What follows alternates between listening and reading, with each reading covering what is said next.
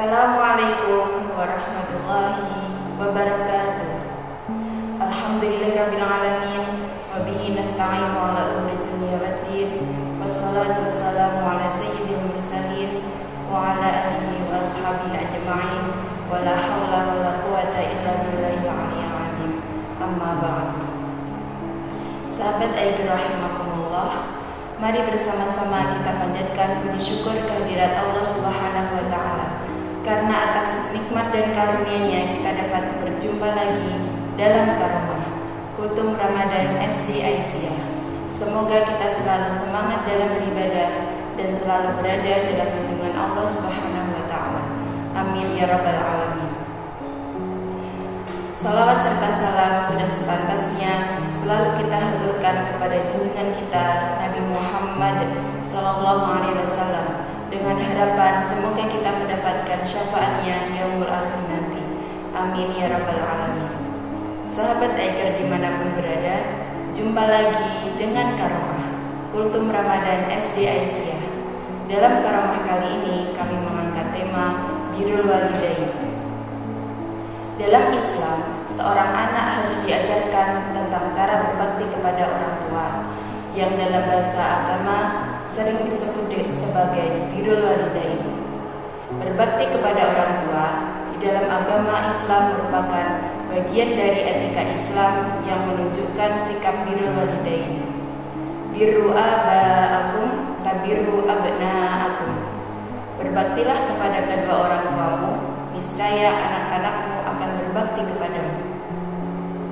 Menurut Al-Asari, makna berbakti adalah menaati kedua orang tua dengan melakukan semua apa yang mereka perintahkan, selama hal tersebut tidak bermaksiat kepada Allah. Sedangkan menurut Ahmad Izzuddin Al-Buyuni, berbakti adalah berbuat baik kepada keduanya, melaksanakan hak-hak keduanya, selalu menaati keduanya dalam hal yang bukan merupakan pendurhakaan kepada Allah, menjauhi segala hal yang mengecewakan keduanya, dan melakukan perbuatan yang diridhoinya. Berbakti kepada orang tua adalah suatu amalan yang paling utama dan tinggi setelah beriman kepada Allah. Di dalam Al-Quran, ayat tentang perintah berbakti kepada orang tua banyak disandingkan setelah perintah untuk beribadah kepada Allah dan tidak menyekutukannya. Allah berfirman yang artinya, sembahlah Allah dan janganlah kamu mempersekutukannya dengan sesuatu apapun, dan berbuat baiklah kepada dua orang ibu bapa. Quran Surat An-Nisa ayat 36. Setelah mengetahui pengertian tentang berbakti kepada orang tua, ada baiknya mengetahui bagaimana cara berbakti kepada orang tua. Ini agar tidak salah berbuat dan memahami, sehingga orang tua senang, Allah ridho dan mendapatkan kebaikan-kebaikan yang menjadikan hidup lebih nikmat dan selamat. Cara berbakti yang baik antara lain, yang pertama yaitu menaati keduanya selama tidak mendurhakai Allah.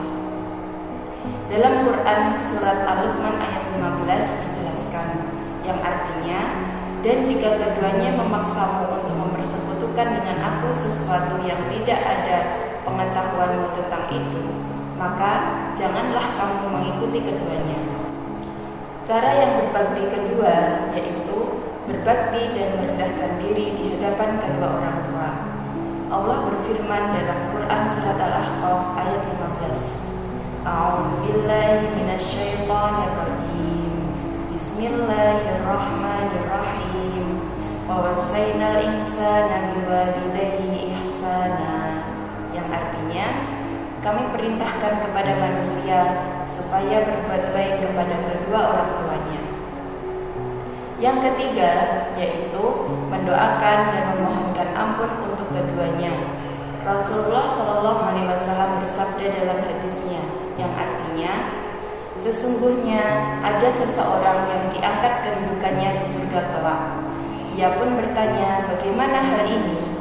Maka dijawab, ini karena permohonan ampunan anakmu untukmu. Hadis riwayat Ibnu Majah. Cara berbakti yang keempat yaitu jagalah kehormatan mereka. Dari Abdullah bin Umar radhiyallahu anhu, Nabi Shallallahu Alaihi Wasallam bersabda, yang artinya, sesungguhnya Allah telah mengharamkan atas sesama kalian darah kalian untuk ditumpahkan, dan harta kalian untuk dirampas, dan kehormatan untuk dirusak, sebagaimana haramnya hari ini, haramnya bulan ini, dan haramnya negara ini. Hadis riwayat Bukhari.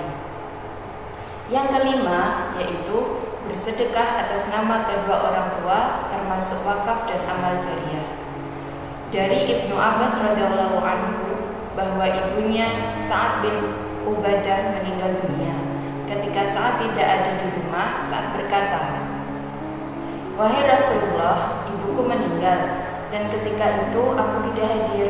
Apakah dia mendapat aliran pahala jika aku bersedekah harta atas nama beliau?" Kemudian Nabi Shallallahu Alaihi Wasallam menjawab, "Iya." Hadis riwayat Bukhari.